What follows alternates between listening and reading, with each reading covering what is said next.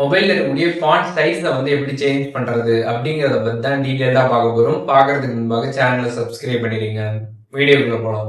மொபைலில் இருக்கக்கூடிய settings app வந்து ஓப்பன் பண்ணிடுங்க. ஓப்பன் பண்ணிட்டு அதில் டிஸ்பிளே அண்ட் பிரைட்னஸ் அப்படின்ற ஆப்ஷன் வந்து இருக்கும். அதை கிளிக் பண்ணிடுங்க. கிளிக் பண்ணிட்டு அதில் ஃபாண்ட் செட்டிங்ஸ்னு இருக்கும். அதை கிளிக் பண்ணாமே இந்த ஃபாண்ட் செட்டிங்ஸ் பார்த்தீங்கன்னா வந்து ஓப்பன் ஆகிடும்.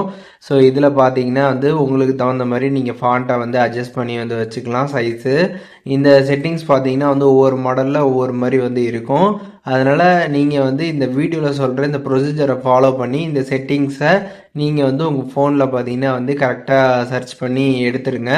எடுத்துட்டீங்க அப்படின்னா அதுக்கப்புறம் நீங்கள் வந்து உங்களுக்கு தகுந்த மாதிரி ஃபாண்ட் சைஸ் பார்த்தீங்கன்னா அட்ஜஸ்ட் பண்ணிக்கலாம்.